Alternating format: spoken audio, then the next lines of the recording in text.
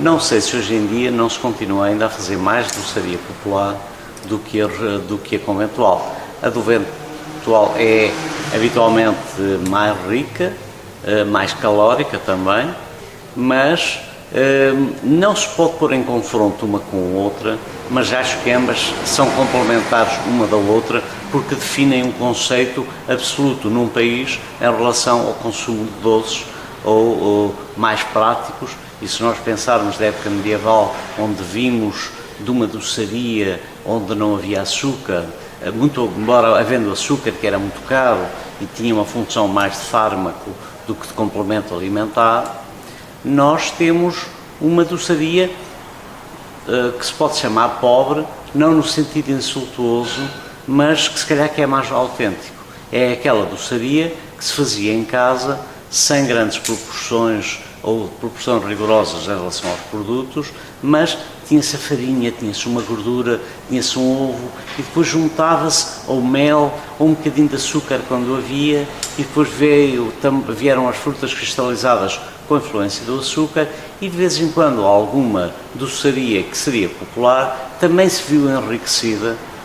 com as frutas cristalizadas e os frutos secos. Uns são os casos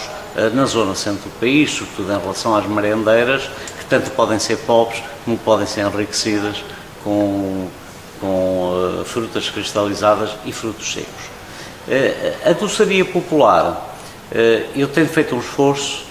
porque devia ser reativada também nos restaurantes importantes onde se servem sobremesas, não exatamente doces, mas muitas das sobremesas podem ter como base um doce regional complementado. Muitas das vezes os nossos cozinheiros que acham que as massas ou as bases da doçaria francesa são importantes, as genoises, aquelas coisas, põe-se genoise e sobre ela põe-se uns ovos moles. Eu sempre, porque é que não se põe uma súplica com os ovos moles por cima? E depois põe-se uma fruta que não precisa de ser cristalizada, porque hoje em dia as pessoas têm preocupações em relação à dieta alimentar, dieta no sentido de definição de um tipo de alimentação, e a doçaria popular continua a ter um papel muito importante nesse aspecto, ou deverá ter maior,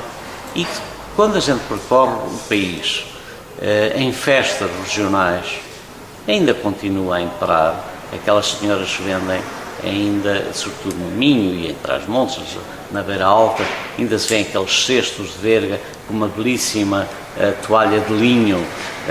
e estão os bolos em cima. Nós temos o bolo da Teixeira, nós temos as súplicas, nós temos os bolos de gema, nós temos os económicos, nós temos os dormidos, ou até, porque não, os reboçados da régua,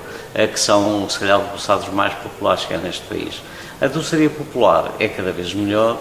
porque não sendo muito doce, pode ser complementada para as famosas sobremesas. E eu vejo, não sei se isto é importante, eu tenho económicos, eu tenho dormidos,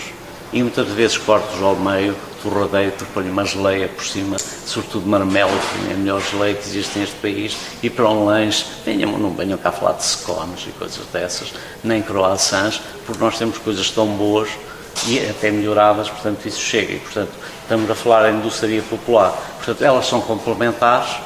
e uma só existe mais rica porque já se calhar tínhamos base importante da anterior.